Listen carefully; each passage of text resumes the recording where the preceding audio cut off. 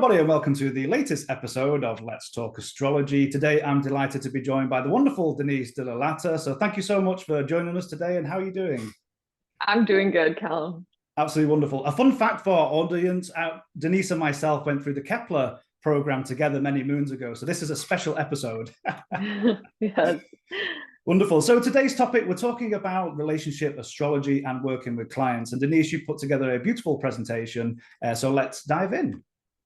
Okay, so yes, as Callum already said, I'm hoping that the presentation can be useful for anyone who is trying to do this for themselves, or maybe astrologers who are just starting and they want to dip their toes into relationship with astrology. I'm going to be talking about astrology part and the astrologer part as well for me and my experience thus far. I've been doing this for a few years, so let's get into it. Wonderful. As I said, we're going to talk about a few different kinds of clients. And then because of it's Valentine's month. So we're going to be looking at romance, and we're going to look at one famous couple that is famous for having a long Hollywood marriage, which is pretty rare. So very rare in Hollywood to have a long marriage. Exactly. Yeah. I think it's rare, period. But then in Hollywood, it's extra rare. Absolutely. So we're gonna maybe try to see what it is that made their marriage so long lasting. So okay, let's get into it. So the intake is the most important part, in my opinion, because you want to find out why the client is there at the moment that they're there. And this is also a great opportunity to find out if this is a very important thing for me. I want to know that the client is familiar with my style, because not that I'm self-important and I want them to know my style. It's just, I never want somebody to walk away disappointed. I want them to feel happy with what they've purchased. So I always make sure that they're familiar with my work online, or that at least a little bit. Or I have a little conversation with them to make sure they know what they're getting, because there are different kinds of astrologers. And for me, I'm more like, I want to send you home with a couple of useful nuggets that are really going to be hard hitting and meaningful for you.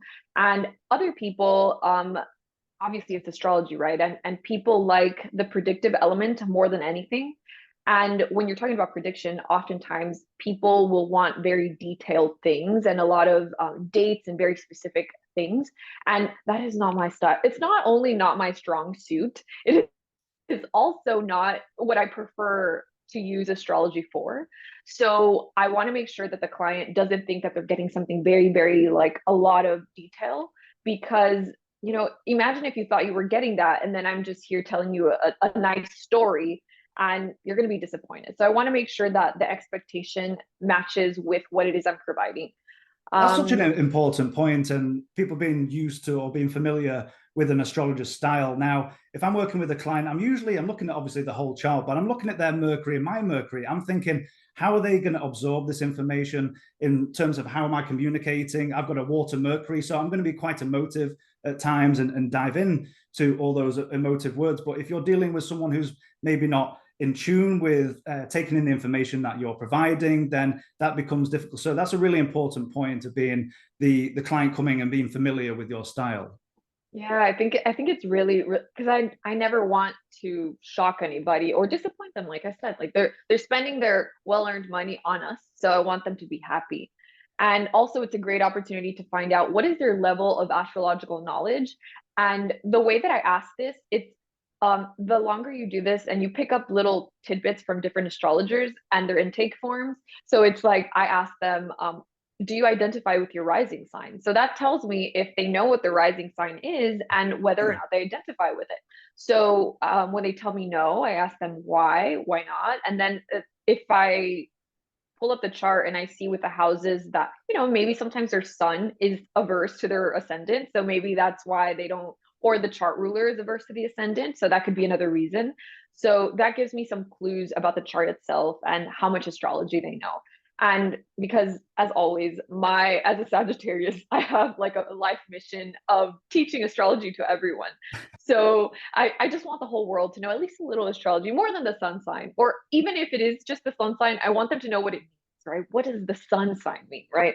So I want to know how much they know so that I can give them just a little because I want to pique their interest. That's really my sick goal with doing an astrology reading, is I want them to be intrigued by it and dig into it further How themselves. has it been in your experience? Because it's very rare that I have a client that comes who knows absolutely nothing about astrology, unless they've been referred by someone else and they've come to see me. I usually find clients at least know maybe their moon, their rising, or their sun at the very least. But for me nowadays, it's kind of rare if I have someone comes who doesn't know any of the astrological terms, which is fine as well, because then you don't speak the astrologies. You can just speak in very plain term English and speak to them, have a conversation with them, and do the translation in that sense.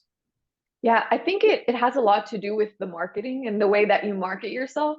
And because I make a lot of content that is very, like, I just stick to the signs. That's mostly what I talk about, because a huge also other life mission of mine is to, like, I like for things, for the astrology to be demystified, and I want astrology for the people, like I don't, like, this is the first time really that I'm talking to another astrologer. I mostly talk to people who just know their sun sign, actually. And I'll get, like, my experience has been the opposite. So, like, I get people who don't know any astrology and their mind is blown. And I try to explain things as simply as I can, because I think that's important. But yeah, like, I get the rare client that knows a lot about astrology, and then those are the clients that are just want to ask me, like, the deeper questions, and that's also fun too. So there's Wonderful. that. Yeah, and then lastly, what birth detail do they have? And I know that mostly we are taught and that we ought to only accept clients who have, like, two complete birth charts, right? But this is where personal autonomy, like, I like to, if I have one complete birth chart, there's still things that I could glean from comparing that birth chart to another one that is incomplete, right? Because the only thing that we're going to be missing is sometimes the moon is going to be changing signs and we're not going to have the angles, right? But there's still useful information. And as long as I communicate to the client that we're not going to have all of the details as precisely as I would like, there's still some information that you could, give them. And I hate turning clients away, because I find that when people are looking for an astrologer, they're just looking for some validation, some guidance. They want to talk to somebody. And Yeah, I would hate to be like, oh no, you don't have the two birth charts. I can't work with you. absolutely. So I want to accept as many people as I can. But by the same token, also, I don't want to give them, like, a horrible job. So I want to explain to them, what it is that they're going to be able to get with the information that they And have. I love that point, because it kind of speaks to your style as well. So if you're not really diving into the predictions or giving, roundabout dates and things like that. So even if you have a client with, a few minutes off, or you can still work with them and, guide them and give them a story. If you're not really delving into, of course, as we both know, if you have, a minute or two, when you get into the movement techniques, can be a real big deal Oh yeah. when you're trying to look with what's coming up. But if you're using that as the style to help and to guide others, then that kind of works with your style as well, which I think is wonderful. Yeah, and don't get me wrong. When I want some prediction, when I want to plan my year and my life, I'm going to somebody who has a very strong Mercury, who's going to give me all of the details that I'm going to transfer over into my planner. But I always want to make clear that's not me. So I always want the client to know that, right? So as long as they know that, I think we're good. Okay, so the analysis. So how I always do things in my reading style is that I always start with the first impression of the chart, right? And obviously we're doing synastry of both of the charts. So my first impression, I think that's our first opportunity to really hook the client. And not that we need to hook them, because they've already purchased our reading, right? But it's our first opportunity to get buy-in from the client, right? And if they feel recognized within the first few minutes of the conversation, they're going to feel like, I've come to the right place. And so by giving them the first impression, they'll feel like, I'm seen, like, this person is recognizing me. They know what they're talking about. And so it'll set them at ease for the rest of the reading. So I think it's our first chance to do a good job, right? So in the first impression, I will give them any aspect that really, like, screams at me, or maybe they'll have a stellium or something that gives them a particular energy signature, and I will make sure to call that out, because it's just, they're going to be like, oh, okay, she sees me, she knows what she's doing, and I'm in the right place. So then after that, first impression. Then obviously, since we're doing a chart comparison, I'm going to look at the individual charts. And first I do, aside from the first impression, I look at broadly what the person is. So any dominant element or particular quadrant of the chart that is occupied, anything like that, right? So a broad picture of who the person is. And then I go into the individual relationship needs. And for that, I focus a lot on the moon because I feel, and a lot of astrologers agree, that it's not just about the Venus in the seventh house. The moon deals a lot with how we relate to other people on an emotional level. Maybe it's also because my seventh house is in Cancer. So I remember everyone's moon and I talk to their moon because that is just my style, right? And so I focus a lot on that whenever I'm looking at what the person needs in a relationship. So I look at that moon, I look at the Venus in the seventh house, and I try to figure out how easily they'll be able to get all of those needs met. Sometimes you'll have, like we're going to see, dynamic clients who have, they're in different elements or they're in aspect to each other harshly, etc., which is the same thing. But so those are the people that are going to have a harder time, like the moon square Venus people or opposite Venus people, et cetera, right? So you want to figure that out. And you then also, what I see is how does that blend overall with who the person is, right?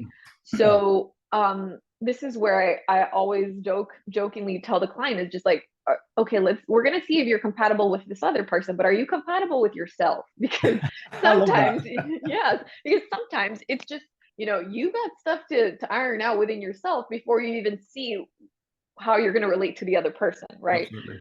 So we look at all of that, and then we get into the inner aspects between the two charts. And this is where the heart of the theme of the relationship will often be found, especially in those really close aspects. And this is the only place where I focus on the prediction stuff, because this will tell you a lot about themes that will come up during certain times. So you pay attention to those inner aspects, the close ones, because whenever those are going to be active for the couple, they're both going to be feeling it, right? So right now, Aquarius Pluto going into Aquarius, for example. So you want to pay attention to people who have some conversations in Aquarius or any of the big signs, right? Absolutely. So this is where I'll bring attention to the predictive part. And this is something that we need to do our astrology here, because it's an opportunity to, give the client a heads up about what's going on or themes that might be coming up in their relationship. That's such an important point. So you have clients and a couple that come to you, and usually in a time of stress or something's going on, maybe issues in the marriage, and then you're there, you're pulling up the progression, you're seeing the transits, like you said, if the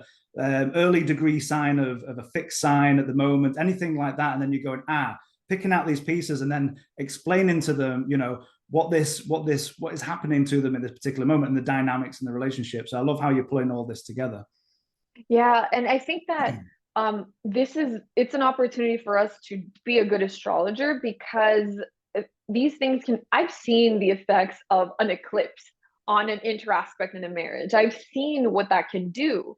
And imagine if you could have foreseen that for somebody and be like, hey, pay attention to this.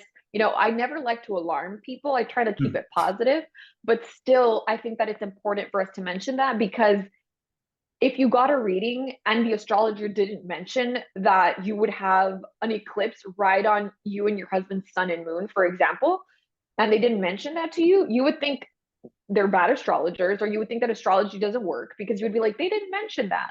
So any opportunity that you have to do your job, you should take it. Do your job as best as you can. And this is, I think that I use a lot of Stephen Arroyo's books, and he mentions calling the interaspects shared experiences. And I don't think it's not necessarily his term. I think he says it's from Joan and Kenneth Negus, I believe that's how it's pronounced.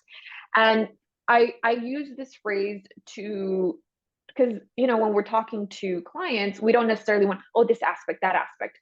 But shared experience is a phrase that they could understand. So if you have a close interaspect, right, this shared experience, and if you frame it around that, then you can mention the transits around that shared experience. I think that's a useful way of mentioning it. So then after that, I look at the overlay, obviously, where the planets are landing in each other's houses. And one of the other astrologers that I like to use for that is I think his last name is Neville. And I like the way that he says that somebody's planet in our houses tells us the role that we want to cast that person as. So we're casting that person as our Venus, we're casting them as our moon, and so on and so forth. And I think that's also useful phrasing to use when you're talking to a client, because it's like, oh, you're the director and you're casting the other person as this or that role. And so I like to pick up little phrases here and there that are going to be useful to use with clients. So that's another one that I liked. Wonderful. And after, obviously, then the composite, that is really the predictive part of, because first, and in case I haven't said this already, the reason also why I don't like prediction is because to define is to limit. And I like the idea of a limitless future, limitless possibilities. That's just my Sagittarius. And I hate the idea of telling somebody this is how things are going to be. And I'm just like, I'm not God. What do I know? I'm just an astrologer. You know, I'm a lady doing astrology. So absolutely, when you get into the language of the deterministic, and of course that can do a lot of damage. I mean, we have students that come through 101 and they go to an astrologer, not maybe particularly about relationships, but they're really damaging, you know, statements about like, they told me I'll never have children or things like that. And I'm like, oh, that is so dangerous for the field and for the person, because they're taking the power of the astrologer's words as well. So that deterministic thing, I like to think of it, you know, people talk about astrology as a weather report. I think about, you know, you're going on vacation on a plane, and of course you can't predict the turbulence, but you might say, okay, this might be a period where it might be a bit of a bumpy ride, you know, just maybe mentally prepare for that. Or this might be an area with smoother sailing areas and things like that. So in terms of like weather reports, you know, if it's a 90% chance of rain next week, maybe take an umbrella, you know, so those kind of terms, not determinist that will, you know, that hurricane is going to hit you and that's definitely going to happen. You know, it's as you said, building it in that terms that there are different ways of looking at what's going on at that time.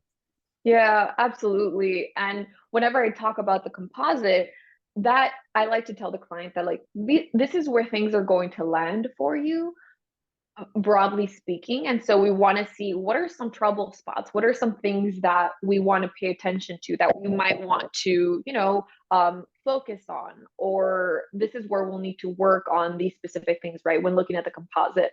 And honestly speaking, I do the lightest work when it comes to the composite because of that. Like I look at the major things, but I don't get into the very nitty gritty details because I don't want to make the person feel like this is exactly what your relationship is going to be like, because as you already said, it could be very damaging. And I'm going to talk about it later on in the presentation again, because I'm so passionate about that. So how important that is. And I think maybe that's like a personal thing as people too, like the kind of people we are and the things we like to communicate. So I think also, yes, we should leave that to the discretion of each astrologer, but still, like, guys, like, and there is a debate in the astrology community. Some people use the composite, some use the Davison, of course, the composite. Where you're talking about midpoints here, it's like a conceptual chart in a sense. So do you, obviously you've got composite, do you prefer one over the other? Do you use both? Or what are your general thoughts about that? I've looked at the Davidson like very briefly. And as I said, like I'm a big picture girl. So am I going to look at two charts? No, I'm not going to look at two charts. Like that would be, some people go into Placidus and whole sign and try to like, and I'm like, no, for me, absolutely not. I'm not doing that. And that's probably, all the Virgos right now are like, this is terrible, Denisse, you should do it, but I'm just not going to do it. Sure. Because as I said, I'm looking for the heavy hitting things. And also I don't want my job to take hours, right?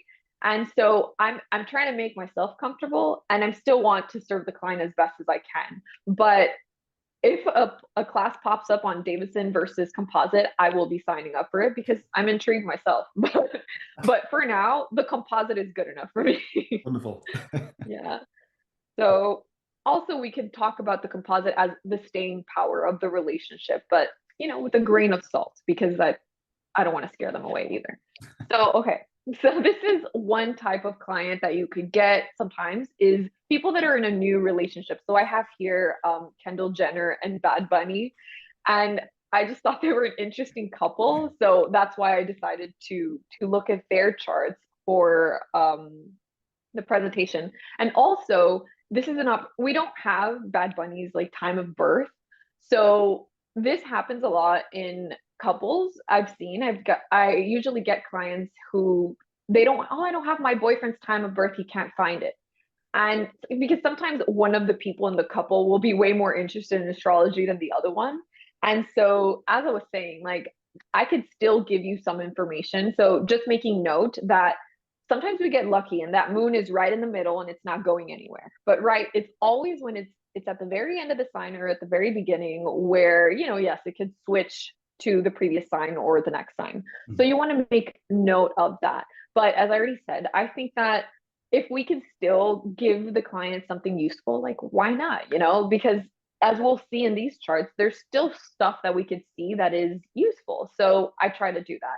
And also, whenever we're looking at a couple that is a fresh couple, I think that it's important to talk about attraction and what might have attracted them to each other, because you know it's new, it's exciting, it is a new relationship, so they want to hear things like that. So you want to kind of see what useful information can I provide, and where also can I validate them and make them excited about, you know, their relationship, because that's what they're looking for.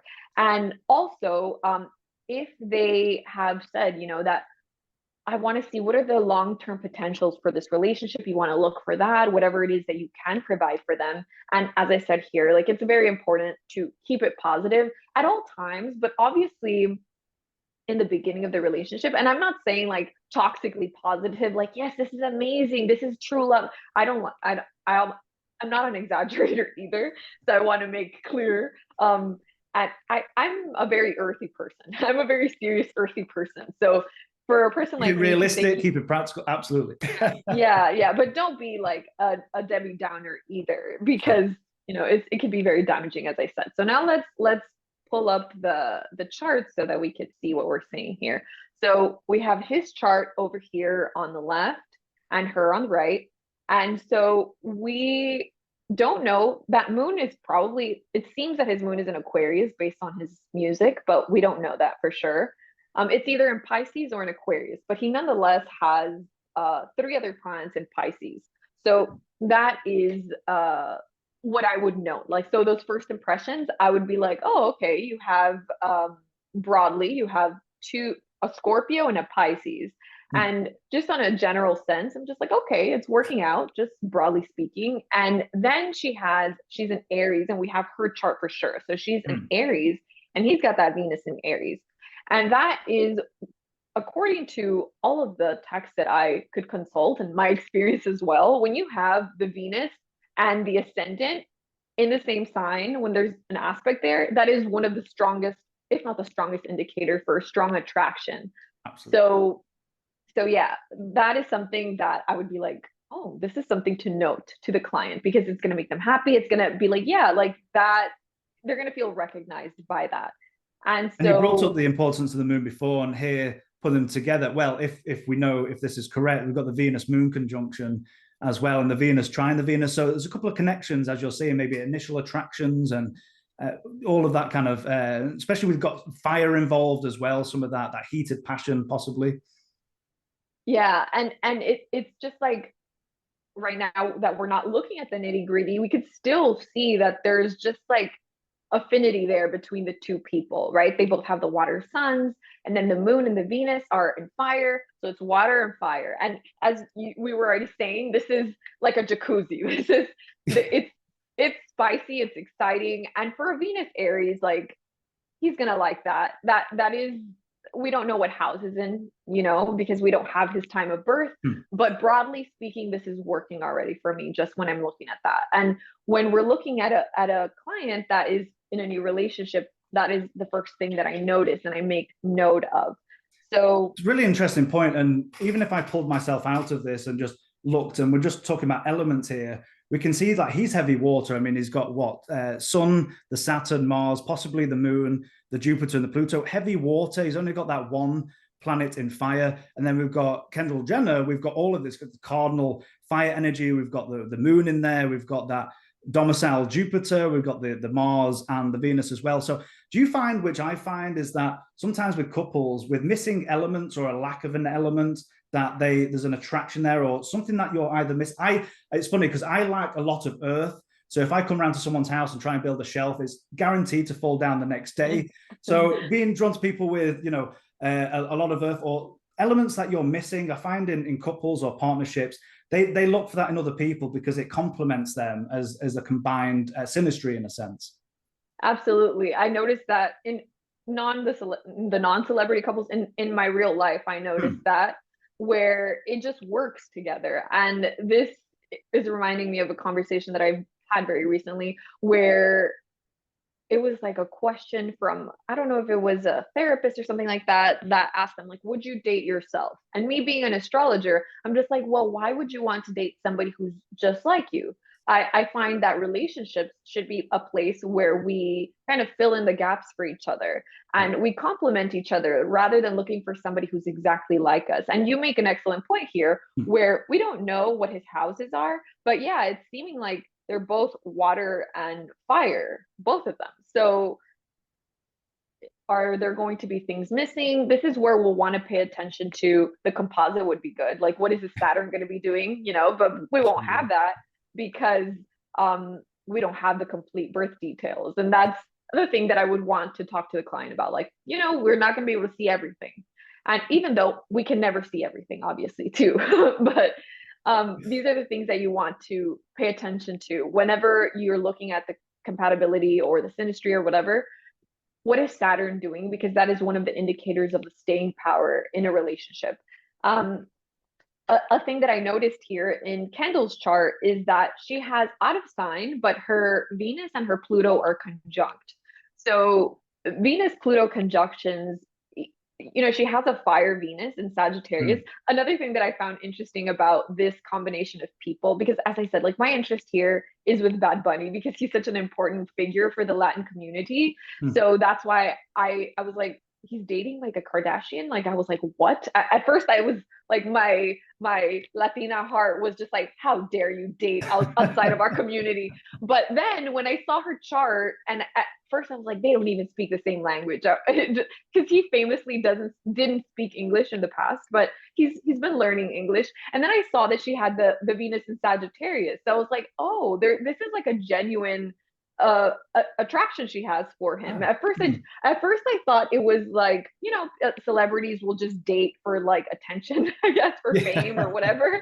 But her Venus is in Sagittarius, so Venus is and it's in the 9th house. So this is a person who is attracted to maybe people from a different culture. And so I was like, oh, okay, so maybe this is there's genuine interest here, in my opinion, based on the chart itself. And then for Venus being conjunct Pluto, this is, you know, it gives a person extreme focus, if we want to put it gently, like extreme focus whenever it is that they're attracted to somebody. So I was like, oh, maybe, you know, if she really likes an extra interesting signature, considering that's mutable fire as well. So that's wanting to move around, explore that Sagittarius. I've got that 9th there, that Jupiter co-present. So it's exploring different avenues. But as you said, that Venus is ruling the 7th, it's conjunct that Pluto. So as you said, a bit more penetration, a bit more focus, I guess. So that's really quite interesting considering it's mutable fire. Yes. And usually we're going to talk about the next style of client in a bit, but when you have this mutable fire wants to go everywhere, wherever the heart takes them. You know, their emotions are changeable, right? And they want to follow their heart. But when you get Pluto going on there, it's just like you can't just take off just because, you know, a whim, or I don't want to say that they're just following their whims, right? But they're not necessarily going to shift focus as easily as somebody who is just Sag Venus, right? So I'm just like, I want to pay attention to this couple. I'm intrigued by it. So anything else that I saw? But it brings up an important point to the wider point of the outer planets making contact with personal planets, and how can that change the dynamic, even in an individual's chart. And then, of course, if you're looking further into the other charts as well, but yeah, how those outer planets, the modifying the Pluto, the Neptune quality, if there's a Neptune contact, or and putting those or your Uranus as well. I think the famous one I think we can look at is it Yoko Ono and why is his my it's gone out of my head. John Lennon. John Lennon. Yeah, exactly. Yeah. And I think it was Yoko Ono's Uranus on John Lennon's I think ascendant or something like those. So that just he broke out of a traditional marriage, and she was just like this wake up and this sudden inspiration for their relationship. So it's quite interesting when you pull those outer planets for the couples as well. Yeah, I'm obsessed with the outer planets. They just can really, they're so powerful, just overwhelming, and they can overtake a sign like Sagittarius. Like I have a lot of younger clients who have the Moon Pluto conjunction, and it's in Sagittarius, and seeing the contrast between Moon Pluto in Scorpio, which already is intense. Scorpio Moon on its own is intense, with the Pluto even more so. But then comparing that to the Sagittarius clients with that Pluto in Sagittarius, it's very interesting to observe the differences in their expression and their life experiences too. It's the same thing, but make it fiery, like, so make it big, make it bolder, so more obvious on the outside. So that's all I have for them, because obviously we didn't have the complete birth details. So then you have, I did actually do a little bit of research, I believe, because I didn't know who they were. I know the Jenners, but I looked up last night. I think they've broken up. So as you said before, the jacuzzi, maybe that fire and water, make it was like a hot tub. It was good for 10 minutes. Now they're jumping out. So I think that's yes. Yeah. Well, I'm keeping an eye on this couple. So it's ended supposedly, but people saw pictures of them together, like they're at a party and he's there and she's there. So I was like, oh, okay, like we're doing that thing. And I'm like stalking them. See what's going on. Yeah, I don't follow a lot of celebrity couples, or because, as I said, like I think that a lot of times it's just for attention, for more fame and more money. But ever since I saw that she has the Venus in Sagittarius, I was like, maybe she really likes him. Maybe because, he's different from what she's used to. And I don't know. It's just intriguing to me. So see what happens. Let's just see what happens.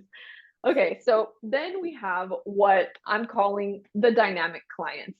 And this, if this is a client who knows me and who knows my work, I talk to people like we're old friends. And this is the hot mess client. And the reason why I say that is because if you look at the life experiences, and particularly the love nature of these people, they have very interesting lives. They have very interesting stories to tell. And I notice this mostly whenever you have a chart that has some Gemini, some Cancer, and then any of the Pluto signature energies like Scorpio, Pluto, or 8th house involvement. And these are people, because you're combining the vulnerability of Cancer, right, with the dynamic and lighthearted nature of Gemini that wants to move about, right? It is the lightest of the light, Gemini, right? Because it's an air sign. And then you have the depth and intensity of Pluto, right? So you're combining things so it's vulnerability with the Pluto, which it wants to be impenetrable, and then the Gemini that just wants to move about. So these are things that are, combining them together is very interesting.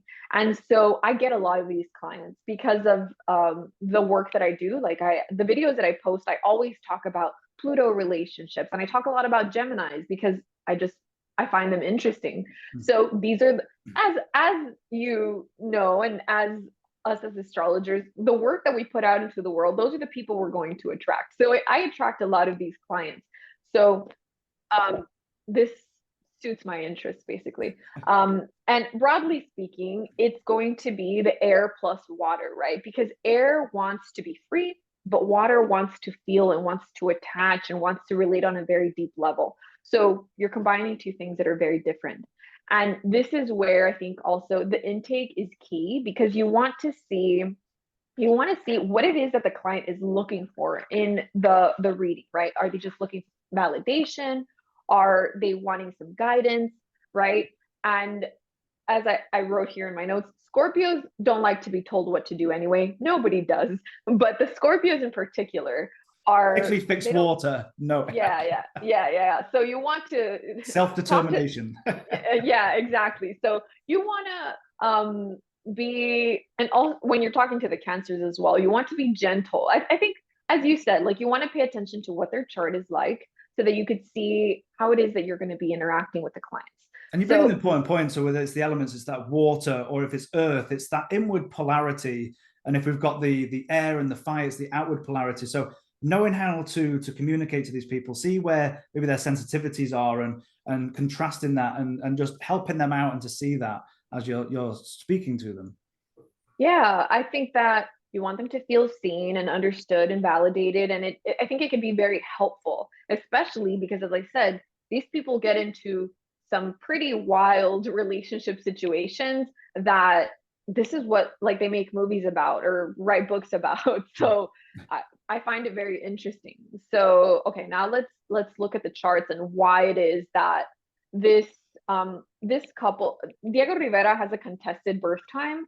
And I just went with whatever was written in one of his books, like in an autobiography, I believe. But there are, his moon is either in Cancer or in Taurus, I believe. Those are the two possibilities.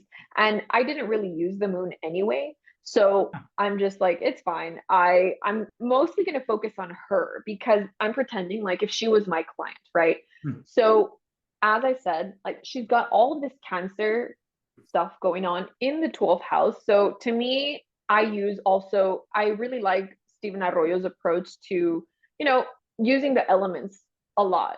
And I find that using the houses as, it's not a water house, but it has a watery component to it, right? So to me, and when I'm speaking to the client, this is double water basically, because it's Cancer in a watery house. So this is somebody who's deeply emotional. And her chart ruler is also pretty dynamic too. Her chart ruling sun is conjunct Neptune and opposite to Mars and Uranus. So also this was a very interesting thing because obviously we know her life now and the connection between the 6th house and the 12th house and how she was bedbound for a lot of her life because of that accident she was in. So an awful tragedy, but you can see that life of the 12-6 axis of health and hospitalization and the pain she went through. And in terms, I see that Mars is an exalted Mars. We've got the exalted moon for her as well. So I just think, for all that pain and anguish, you've produced beautiful work, wonderfully emotive and beautiful work. But I think what helped her, maybe that exalted Mars and the moon, that emotional strength, and maybe some of the physical strength to push her through those difficult times. I think that really helped her in the end because that dynamic, that axis is so apparent. And for awful tragedies, but amazingly strong woman for all that she went through. Absolutely. So resilient, and that she was able, as you said, that Mars in the 6th house, it is the house of Mars is joy, the 6th house. Yeah.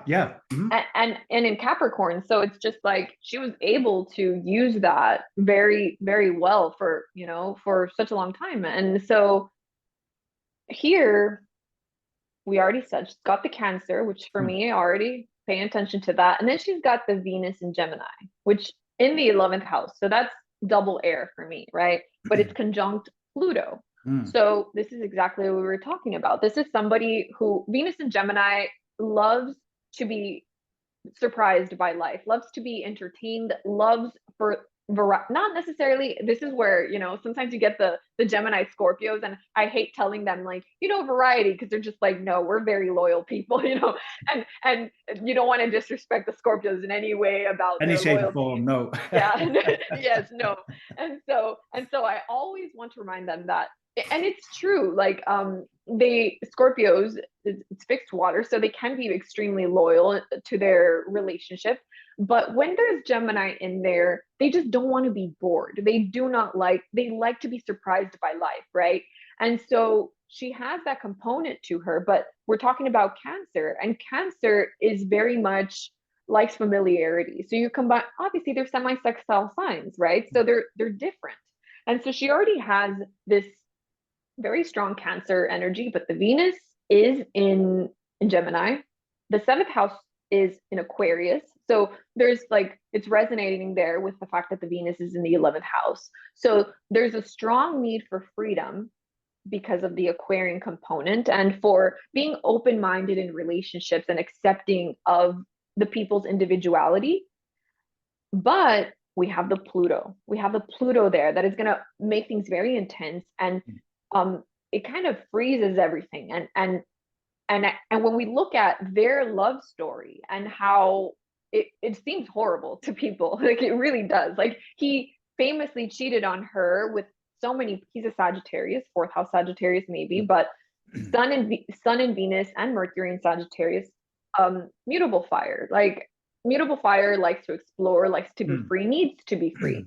But because of how open-minded Frida was, and that staying power of the Venus Pluto, I think that the relationship that she had, even though traditionally from the outside, apparently he also cheated on her with her own sister. Like I think wasn't that the final straw for her, and she was just like that. Maybe it's going beyond the pale. Maybe that cardinal waters starting to speak up there, because that's hitting too close to home. Because it's quite interesting. You do have those two mutable Venuses, and of course they're opposing here.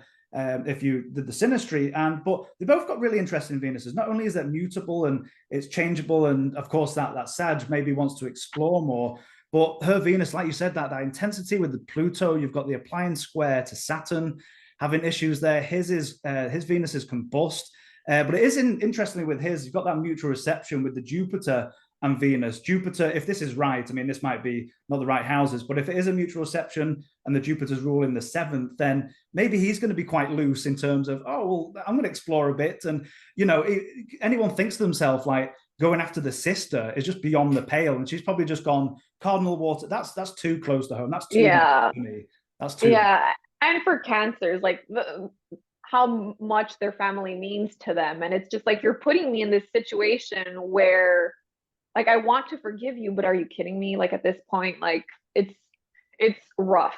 So do you think maybe in her mind she thought, well, if he, went off and dealt with some floozies, people use that term anymore? Anyway, goes out and romps around, but maybe she might have preferred that if they had an open relationship, if it's people she didn't know, weren't close to home, and maybe it was just having flings with, don't know who it would be, but maybe someone she didn't know would prefer that than having someone close to her family. And probably that was the final straw for her. But he was just like, mutual reception, Jupiter, mutable, fire, Venus, I'm going to do what I'm going to do.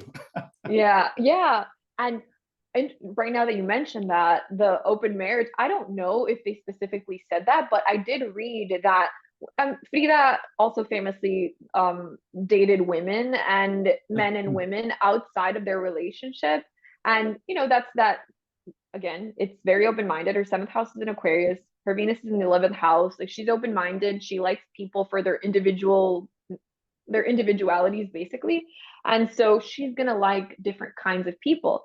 And apparently he didn't mind that she was with other people. The women he had no issue with. It was just the men that he didn't, this is another thing that I forgot to mention, but culture is important when we're doing astrology, because certain behaviors, certain signs, certain planets will function better in certain cultures.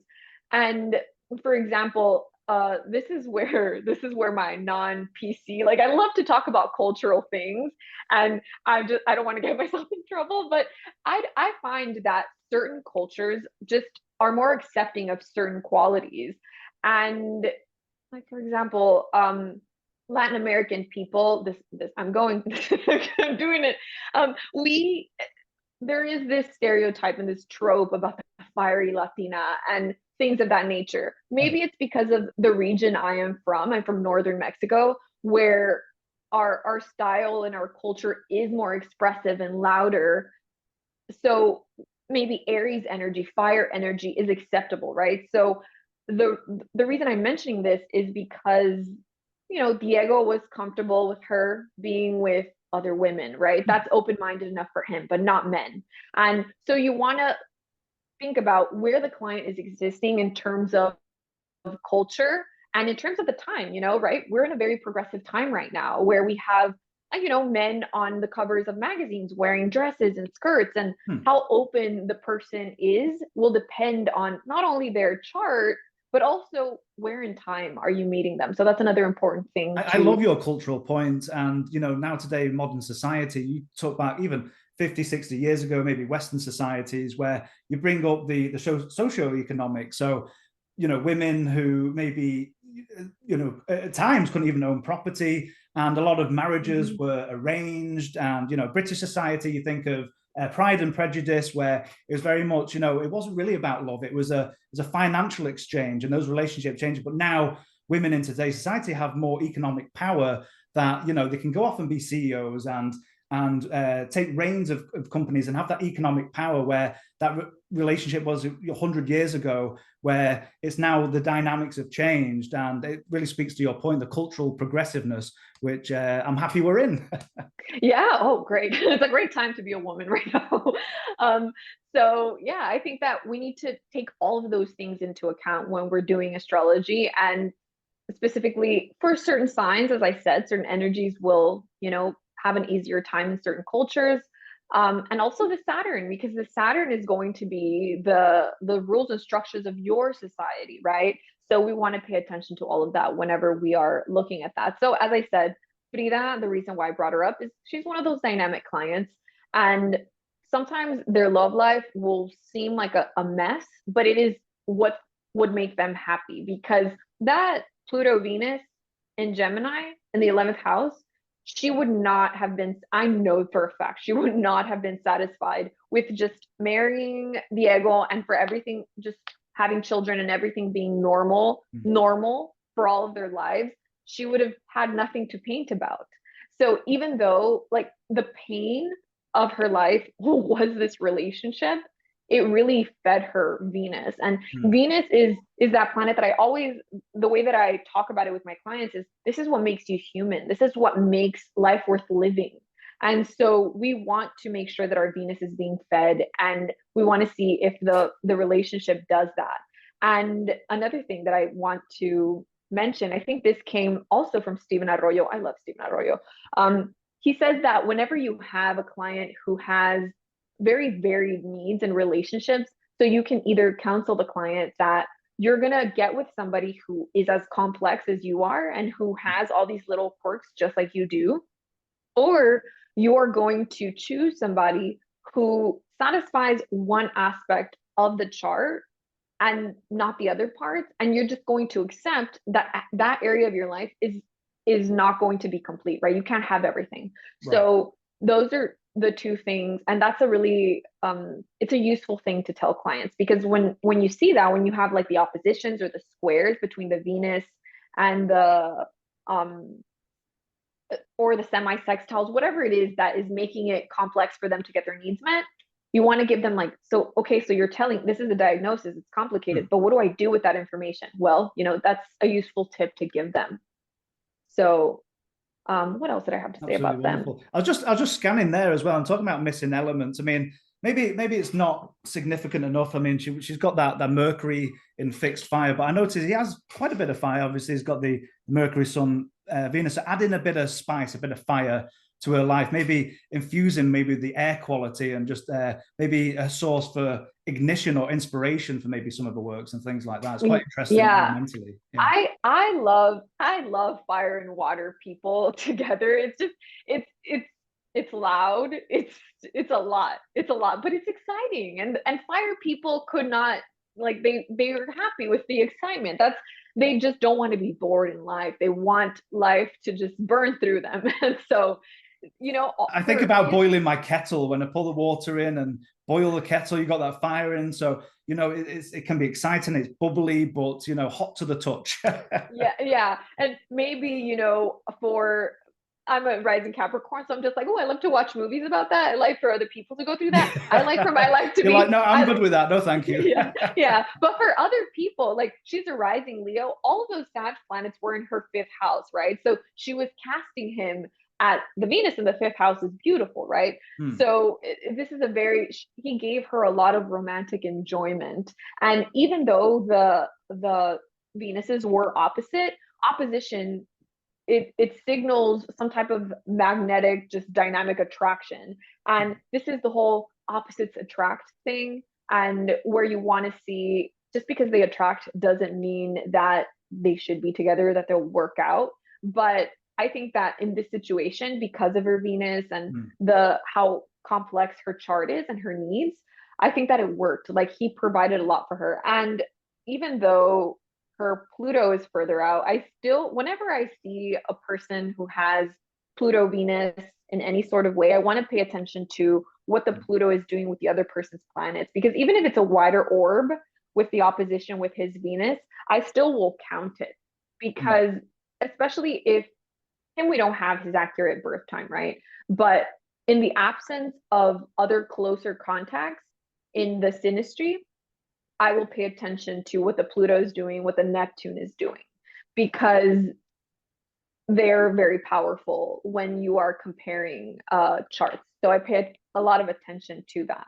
Wonderful. And it's quite interesting what you're saying with oppositions, because at least with the oppositions, okay, something has to be resolved, but there's a shared modality there. So these Venuses here, the mutable energy. So there's something in common there. It's just at loggerheads, and it's having to find that out. And it can be dynamic at times. Absolutely. I find that with oppositions as well. Like, I think that we're on an axis, and it's not as complex, not as complicated to iron out the issues in an opposition than, say, a square. The square is a little bit more complex, in my opinion. It brings about more like spice, because they're working at cross purposes, right? But you have to see the rest of the chart and see how it's going to iron out. I think that's all that I wrote for them. So now we're gonna change gears a little bit, just to close off on a positive note. So it's Valentine's month for me. So I believe in love, and I want for people to believe in love, right? So I think that as a culture, we have kind of a negative view of love. And even myself, I'm a sour Capricorn rising sometimes, and I can be a Scrooge about things that are overly positive. But I was happy to find out that apparently, according to science, romantic love can last. And I think that it was like a commonly held belief that we had as a culture for the longest time, that, oh, at first you have romantic love, and then it just fizzles into companionship. And that is essentially what we thought the science was for the longest time. But apparently, romantic love can last, and science says so. And there's one specific characteristic that they were able to find. So obviously there are different kinds of relationships, and there was a lot of qualities that made them long lasting and romantic, but they couldn't pinpoint two qualities. They couldn't tell you two things, but there was one thing that they were just like, this was present in all of the long-term romantic love relationships. And we're talking about couples that were married an average of 21 years. So these were people that were in their 50s. And so this is, I respect that. Like, that is a marriage, right? And these were people that they asked, like, do you still feel strongly in love with your partner? And they were like, absolutely yes. And they scanned their brains. So it wasn't just like, because I'm a negative Capricorn, so I was like, oh well, they just asked them, they're just saying that. So their wife was watching them, so of course they said that. But no, they scanned their brains, and the brain activity was similar to that of young people in new love. Wow. So yeah. And so the people in the new love, they had the romantic attachment, but they also had some anxiety. So that is what produces that passion, that obsession. But the people in those older relationships, they had one region, which was the same, the overlapping one. And then instead of the anxiety, they had calm and peace, right? Wow. But I think when we think of romantic love, sometimes we forget that it's not necessarily just the passion. It's also this like idealization component. And that is what they found, the love blindness that they called it. And so I was like, oh, I wonder what that is. Love blindness. Interesting.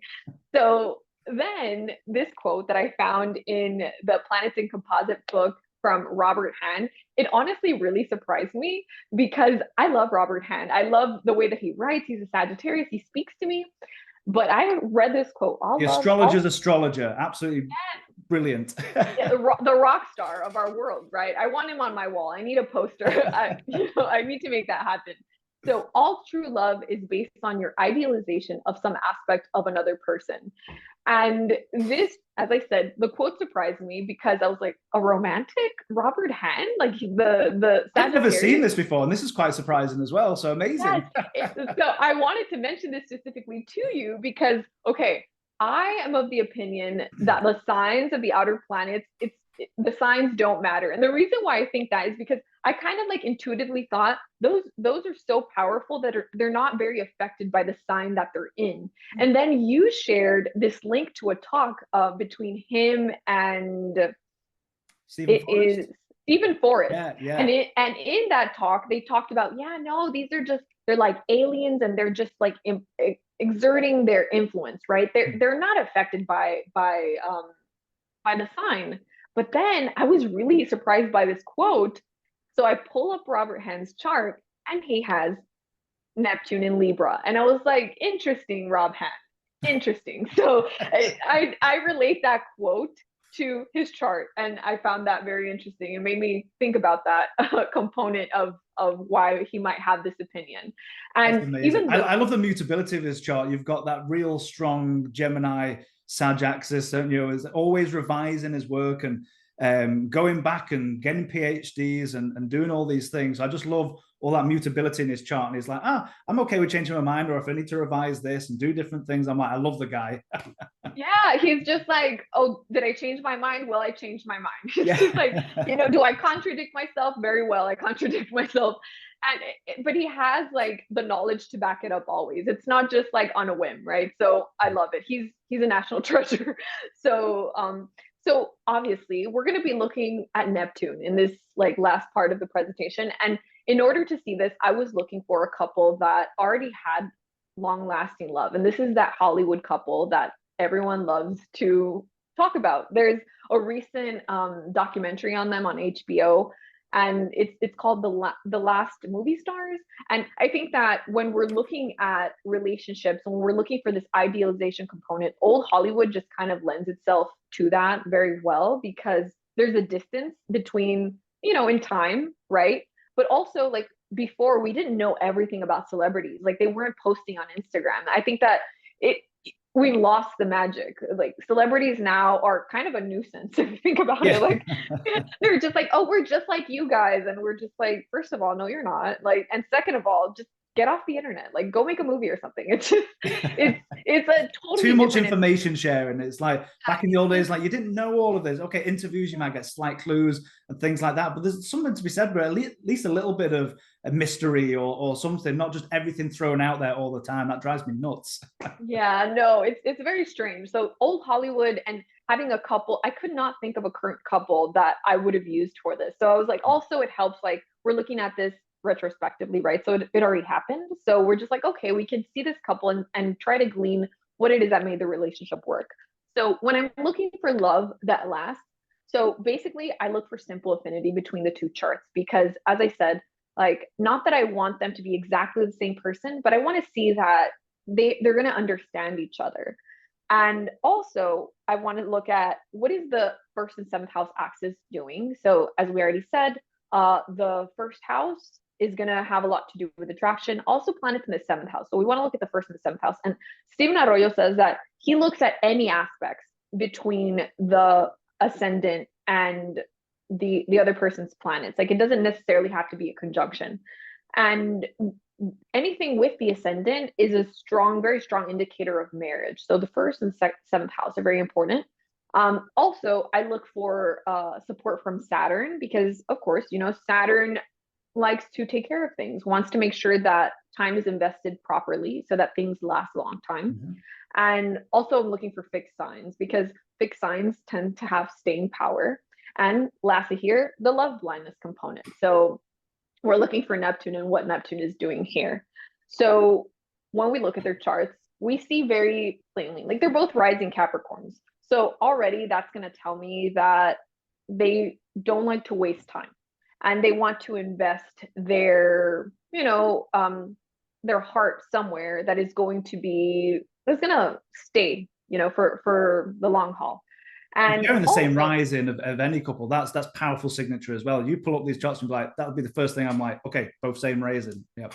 yeah, they understand each other. And another thing that I noticed is just having even not just the same rising, but the angles being the same. So like maybe a rising Cancer or just the angles being the same. I just find that it's kind of like they can learn from each other. And that's a useful thing to have with a partner, because let's just say you're the rising Capricorn and then they have the midheaven in Capricorn. So I like to talk about the midheaven as being kind of like the rising sign that you choose and you build throughout your life, right? When you get older, you get to be that midheaven self. And if your partner is somebody who's lived their whole life with that rising sign, then you have some things to learn from that person just naturally, just by being around them. So I also like to see that. And I think it's an interesting thing. And from looking at just simply, you see that there's affinity there. You have the Pisces and the Aquarius going on. And so there's going to be a lot of understanding. It's quite interesting because obviously they're reverse one another. We've got the fixed air, we've got the mutable water, but the sharing here is switched over with the light. So we've got Paul Newman with the sun in Aquarius, the moon in Pisces. We've got Joanne here with the sun in Pisces and the moon in Aquarius. So even though there's a version here, but there's an understanding there of those particular qualities of the elements, the modalities, the polarities, and a shared resonance that they probably understand each other in some way, particularly with the lights being involved. Yes. Well. Yes. And what I found so interesting too is that if you look at the moon and Mercury, their moon and Mercury are opposite. So like comparing the charts, her moon is opposite his Mercury, and then his moon is opposite, no, not Mercury, I'm saying Mercury, Neptune. Neptune. Yeah. So yeah, look at that Neptune. And so there's going to be Neptune also, aside from being very idealistic, it is very forgiving. And if you talk to older couples and you ask them, like, what is it that has made your marriage work? One other thing that they will tell you is forgiveness. Like, you have to be a forgiving person if you're going to be with somebody for a very long time, because people change, they go through rough patches, etc. And you can't expect perfection, which when we're talking about Neptune, you know, it can be very idealistic and people can fall off pedestals, which is another thing that I have to always, whenever I have a client, we have the Pluto client and then you have the Neptune client. I also talk to them a lot about their expectations and how we want to make sure that we keep a grounded idea of what the real relationship and real life relationship is going to look like. That your love story is not just in a little book and you just go to your book, it's every day. So I try to kind of encourage them to instill Neptune into the everyday life and not just keep it as like this escape from reality.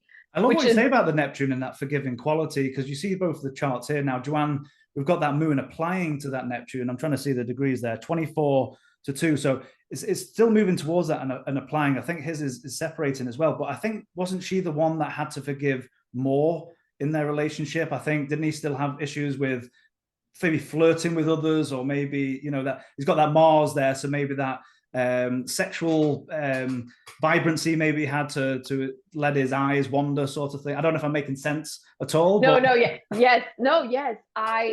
There's different things in their relationship that needed that forgiveness. I believe they painted the picture, or you know, the media wanted to paint the picture of them as this perfect couple, but obviously, he wrote this autobiography that I was actually reading, where he wanted to be honest and he didn't want people to think of him as like this perfect person. And so he carried a lot of guilt, because actually he was married, and him and Joanne were in an affair for 5 years. The first 5 years of their relationship, it was an affair. And I think is it here that we see the Uranus context, or in the composite? I'm not sure. I just want to say this before I forget.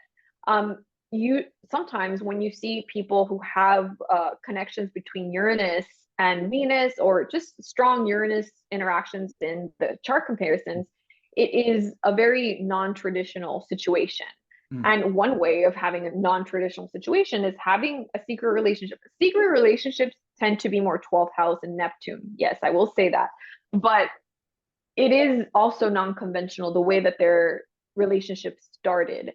And especially considering that they're very like well-regarded movie stars. But if we think about it, you know, like they started their love in an affair for such a long time, 5 years. Wow. And that, to me, it made me think of his Saturn, like his chart ruling Saturn in Scorpio conjunct the midheaven. And it's kind of like, it is like a stain on his reputation, the fact that he cheated on his wife essentially with Joanne, and he left his family. He already had like 2 or 3 kids, and so he carried a lot of that shame with him. And I think that Saturn in Scorpio is one of those harder Saturns to deal with. And through this documentary or in his autobiography, you can sense more of that guilt that he carried about, you know, leaving his family. But another it seems reason, like the reflectors, because to build on your point again about hiding that relationship or a secret relationship, I mean, both these charts here, we've got the preponderance of the planets in the northern hemisphere. We're quite, especially a lot of these personal planets, we're below the horizon here. We've only got really the outer planets, apart from his Saturn, out there visible in the public. So that's quite an interesting dynamic, just to compound what you're saying about keeping that secret, keeping it under the thing. So maybe his reflection on sitting maybe at home and that guilt that maybe tore him up is could maybe more apparent as well in that. It's quite interesting. Yeah. And the other reason why I also kind of wanted to look at them is one thing that I found interesting that he said about his relationship with Joanne.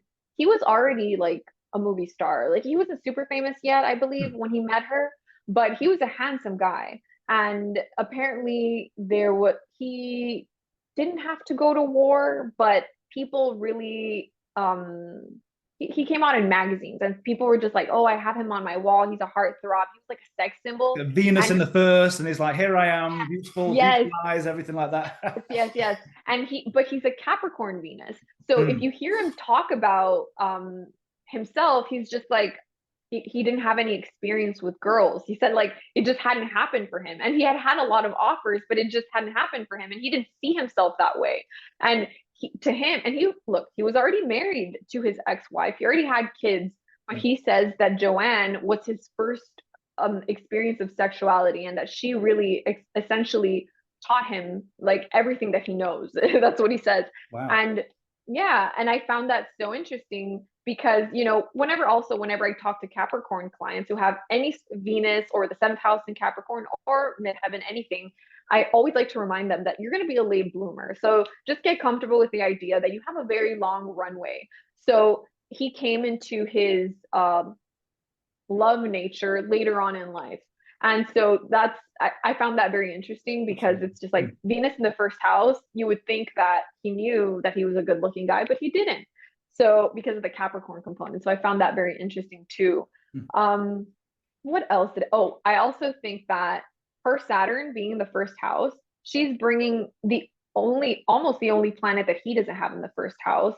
Like she brought a bit of a stabilizing force into his first, because he's got Jupiter there and Venus. Having Jupiter and Venus in the 1st house like can tend towards excess of enjoyment and pleasure, right? And the other thing, we were talking about the forgiving component. He had issues with alcohol, and she stayed with him throughout that. I believe it was like longer than a decade that he had problems with. And it's quite interesting you mentioned the stability of that Saturn, because for her, I mean, all of the dispositive pattern, all those planets are speaking, going all the way back to that Saturn. And of course, it's the chart ruler as well, but all those planets have to speak to that Saturn. And it's a Capricorn Saturn as well, and rulership. And it's just speaking maybe to that stability, or maybe a rock that he could rely on to help him through those times. Really quite interesting. Yeah, absolutely. And I think that brought a lot of balance to the marriage, because even though they're very similar, they are very similar. That Saturn in the 1st house in Capricorn is quite different from Jupiter and Venus in the 1st house in Capricorn. So I think that she was able to ground him a bit there. And I think that is one of the things that was useful. Let me see if I have anything about their synastry. Anything that you see, obviously, but I just overall, it's her chart ruler. Her Saturn is square Uranus, and she has those 3 planets in Aquarius. So Aquarius, Uranus, that freedom, that open-mindedness is going to be a huge part of who she is. And that's stability for him, because I noticed with his chart, does he have a final dispositor? Yeah, I think it's that Mars. So for him, all of those planets, if I'm looking correctly, all go back to that Mars. So that's mutable. Cardinal fire. So maybe having that check, you've got the cardinal Earth versus the cardinal fire. Maybe keeping some of that in check. I don't know if they made it too wide for an aspect, but still the energies. Maybe him being a bit more at times just going off on the leash. I think I heard a story. I was watching some of the short documentaries, only about 30 minutes. But I believed he had an argument with his mother and just threw her out of a taxi in that rage and didn't speak to her for like 10 years. So maybe she checked some of his impulsivity, maybe in that sense. Oh, yeah, I could definitely see that. Where's her Mars? And Aquarius in the second house. She with the moon, so it's not like she wasn't she didn't have an emotional quality to her Mars either. I heard some of the kids might have said that too, that when she would get mad, she would get kind of feisty. But Aquarius is still going to be quite different from that Mars and Aries. Oh, absolutely. Yeah. And the Saturn, I mean, you've got that Moon Mars conjunction anyway. I mean, I'm trying to look at the degrees there, but a separating, but still, it's just hit it. Close enough. It still has an element to it. Absolutely. Yeah. Yeah, and a lot of what also they said that brought them together and kept them together was their attraction. Like they said that their like sex life was very important part of their relationship and well into their old age. So even their kids are just like, oh, like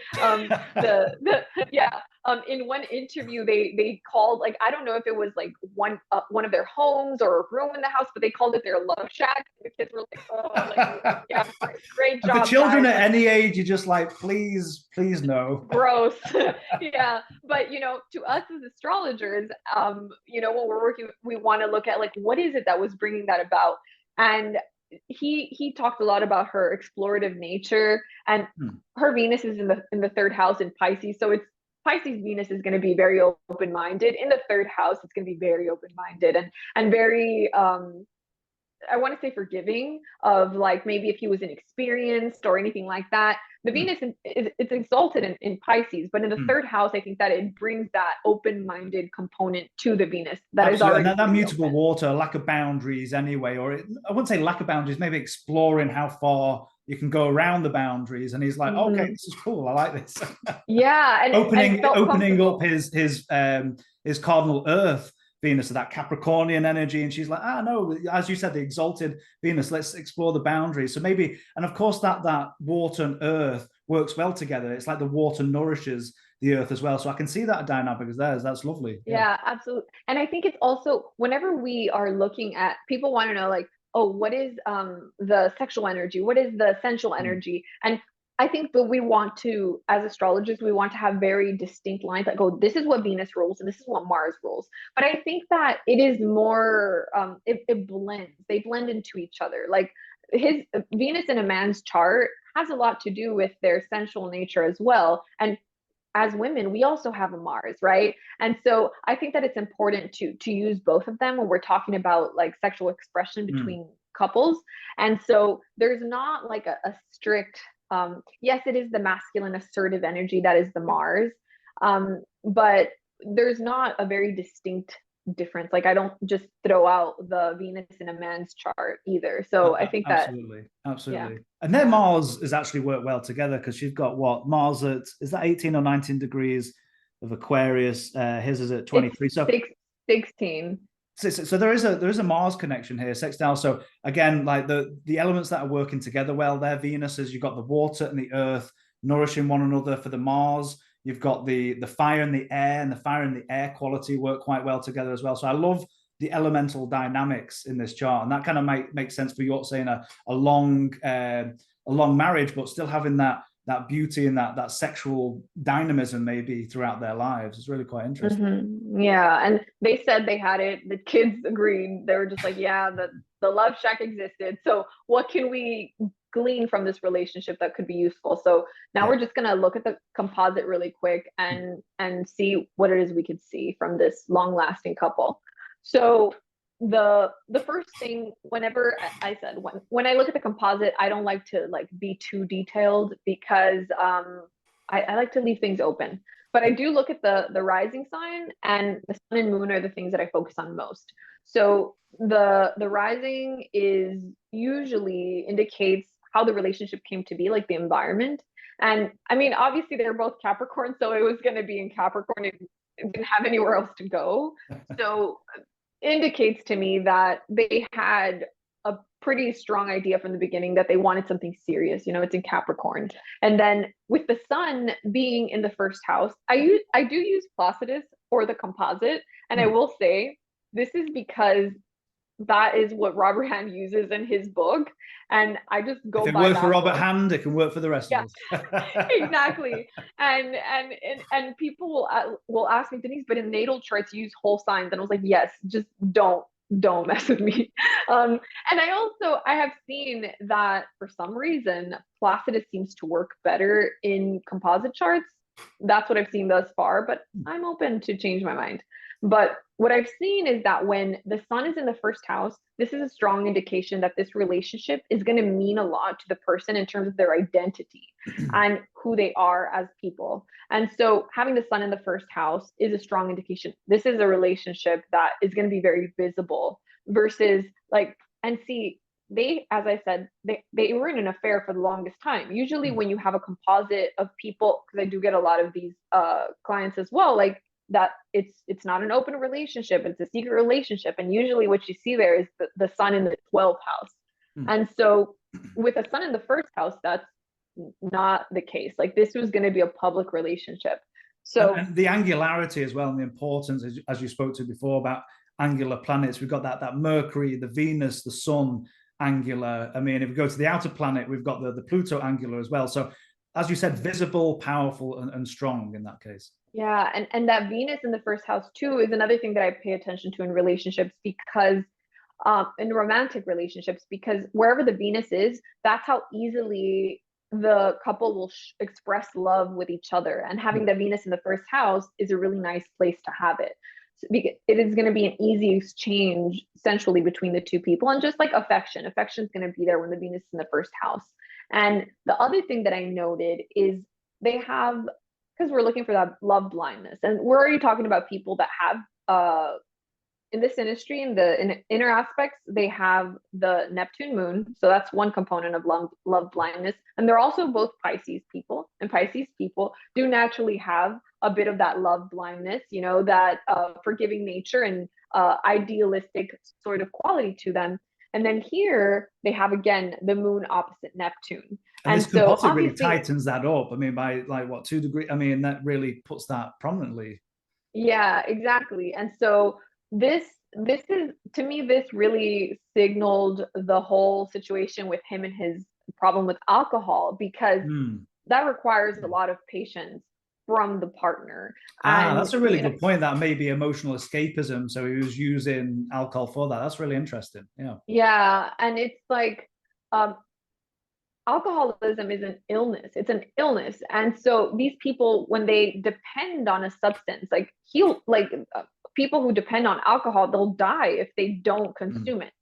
So this is something that it's very serious. It's very pervasive. It bleeds into all areas of life, right? And so you're going to see some type of Neptune situation when you have such a long marriage with somebody who has a substance issue.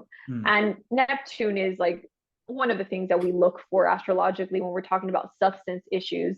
And this is where she had to be a very forgiving person, and she, having that strong Pisces within her chart, and the synastry also reflected this Neptune component. And so the reason why I mentioned this is because it's just like, oh, it's supposed to be this ideal thing, right? Their relationship. But really, you know, what is ideal, right? That they stayed together, that they loved each other throughout, that is like really beautiful. But there are things that are difficult. And so if you're going to have this positive romantic quality of the Neptune, the love blindness that is going to make you feel romantically in love for a long time, it's not going to come without pain, right? Because Neptune is also where we have the greatest potential to suffer, right? As well, to be very hurt, to be disillusioned. So this is another thing that I like to always mention to my clients, like the two sides of all of the planets, so that it's not such a jarring shock whenever the situation isn't perfect as they might have expected. So I love how you bring that in and talking about the skilled versus the unskilled, or the shadow side or the positive side. And it very much is the case. Like there's two areas to look at. So I love how you describe that and pull that together. yeah, let me see if I had anything else to say about them. It's quite interesting, this chart as well. And I always do the dispositor patterns, but in this composite here, I mean, all these planets are going back to that wonderful Jupiter domicile, got that mutable water energy. So that expansive energy, maybe that forever love, possibly. I know it's Jupiter, but all the other planets are having to go back to that Jupiter. So I found that really quite interesting. It's a nice Jupiter. It's a nice Jupiter. And that Mars being so close to Jupiter, I think that that's a very positive thing. It could also signal, because the Mars, you know, is one of the components of like the sexual expression, especially in the composite chart as well. So like the Jupiter could be the explorative quality to it. And I know that a lot of people don't use the signs in the composite chart. I don't necessarily use the signs, but the aspects I definitely do. So having that Mars Jupiter there, like I see that as a positive thing. The Uranus is a little further out; it's within 10 degrees of the Mars. So I try to stick to a tighter org. So I would think that Jupiter Mars is a positive situation here. The chart ruler in the 11th house, to me, that it's a positive thing. Things in the composite in the 11th house, it's a good thing. People usually, sometimes I'll get clients that think, oh, we're just going to be friends. Well, being friends, it's not a terrible thing, especially if you're trying to stay with somebody for a long time. So I try to kind of support the 11th house as astrologers. I think we know the 11th house is positive, but the non-astrology people might think like, oh, this just means that we're just going to be friends. And I'm like, guys, the 11th house is a wonderful place. It's the house of your supporters, you know, the people that are going to be, you know, cheering you on, so that you want to have absolutely. And this Saturn is so important in this chart. No, I mean, Helmsman is the chart ruler. It has that nice connection with Venus, and of course Venus has to go and speak back to Saturn as well. So there's a relationship there as well. And I just think in my mind of, you know, longevity, or, you know, certainly opportunities for longevity in that sense.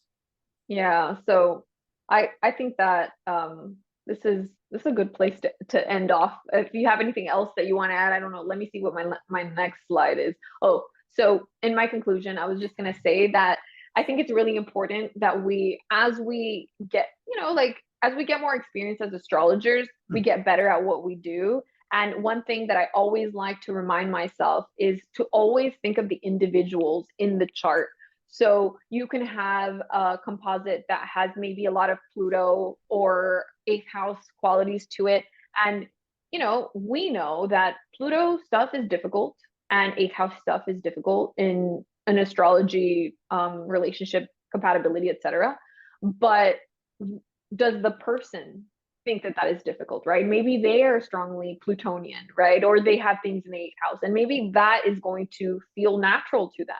And so I think that we want to make sure that we don't just kind of put our own agenda or our own bias into the readings. You want to, everything that you're saying needs to be said as best as you can through the eyes of the client as well. So aside from just keeping it positive, you always have to bring the client to mind always. And as I said, like intake is key. What is it that they're looking for at that moment? Why are they coming to you now?